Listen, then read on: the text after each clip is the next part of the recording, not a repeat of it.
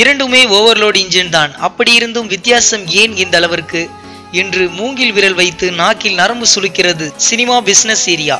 இந்த இரண்டு ஓவர்லோட் இன்ஜின்கள் அஜித் விஜய் என்பது அறிந்து கொண்டால் மிச்ச சொச்ச மோட்டாரை எக்கச்சக்க இன்ட்ரெஸ்டோடு கேட்டு விடுவீர்கள் அல்லவா? எஸ், விஜயின் பைரவா பிசினஸிற்கு அஜித்தின் விவேகம் பிசினஸுக்குமான ஏற்ற இறக்கங்கள் பற்றித்தான் இண்டஸ்ட்ரியில் ஒரே பேச்சு. முதலில் விவேகம் படத்தை மொத்த கொள்முதலாக ஒரே ஒரு கம்பெனிக்கு தள்ளிவிட்டு விடலாம் என்றுதான் முடிவெடுத்தாம் சத்யஜோதி பிலிம்ஸ். அப்போது கம்பெனியை அணுகி ஒரு சில படா பார்ட்டிகள் 50 கோடி வரைக்கும் ஏறி வந்தார்கள்.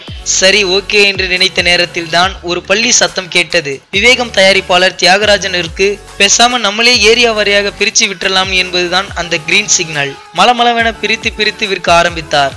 என்ன ஆச்சரியம், தமிழ்நாடு தியேட்டர்களில் ரிலீஸ் பண்ணுகிற உரிமை மட்டும் சுமார் 55 கோடி வியாபாரம் ஆகிவிட்டது.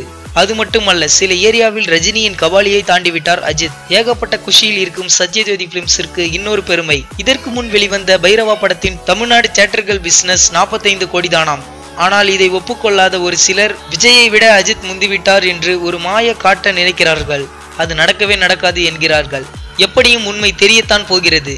இந்த வீடியோ பிடிச்சிருந்தா லைக் பண்ணுங்க. அஜித் விஜய் பத்தின கருத்துக்களை கமெண்ட்ல போஸ்ட் பண்ணுங்க. மேலும் இது போன்ற பல சுவாரஸ்யமான தகவல்களை உடனுக்குடன் அறிந்து கொள்ள சினிமா நியூஸ் அப்டேட்ஸ் மறக்காம சப்ஸ்கிரைப் பண்ணுங்க.